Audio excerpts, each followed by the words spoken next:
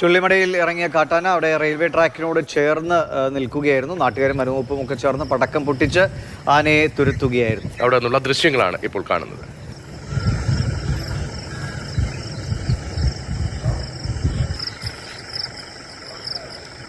G Prasad Kumar വിവരങ്ങളുമായി. പ്രസാദ്, ഇത് സ്ഥിരമായി ആന ഇറങ്ങുന്ന സ്ഥലമാണോ?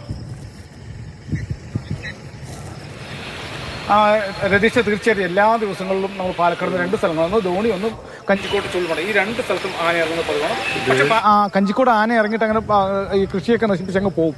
ധോണിയിലാണ് ഈ ജനവാസ മേഖലയിൽ എത്തുകയും വീടുകളിലും ഒക്കെ ആക്രമണമൊക്കെ ഉണ്ടാക്കുന്നത്. പക്ഷേ ഇന്നലെയും അവിടെ ചുള്ളിമടയിൽ ആന ഇറങ്ങിയിരുന്നു. ഇന്നും ഇപ്പോൾ രാവിലെയും വീണ്ടും ആന ഒറ്റയാനാണ് വന്ന് ഇറങ്ങിയിരിക്കുന്നത്. വന്ന് കൃഷിയൊക്കെ നശിപ്പിച്ച് നെൽപ്പാടത്ത് നിൽക്കുന്ന ദൃശ്യങ്ങൾ നമുക്ക് കാണാം. നെൽപ്പാടത്ത് നിന്നങ്ങനെ ഈ നെല്ലിൻ്റെ ചെടി വളർന്നുണ്ട്, കതിരാവുന്നുള്ളൂ, അതൊക്കെ തിന്നങ്ങ് പോകണം. അപ്പോൾ ആൾക്കാർ വന്ന്, കൃഷിക്കാർ വന്ന് പടക്കം പൊടിക്കും, വനവകുപ്പുമാർ വന്നും അങ്ങനെ പടക്കം പൊടിച്ച് ആനയെ തുരത്തിയിരുന്നു. പക്ഷേ എപ്പോഴും മിക്ക ദിവസങ്ങളും രാത്രി അർദ്ധരാത്രി പുലർച്ചയൊക്കെ വരുന്നു എന്നുള്ളതാണ്. അതൊരു ആശങ്കയുണ്ട്. കൃഷിയിടത്തേക്ക് പണിക്കോ മറ്റോ പോകുന്ന സമയത്ത് ബുദ്ധിമുട്ടുണ്ടാകുന്ന കർഷകരുടെ പ്രശ്നം. എന്തായാലും സ്ഥിരം ഒരു ആന ഇറങ്ങുന്ന മേഖലയാണ് ഈ കഞ്ചിക്കോട് ചുള്ളിമട കൊങ്കൻപാടം എന്നുള്ള പ്രദേശം.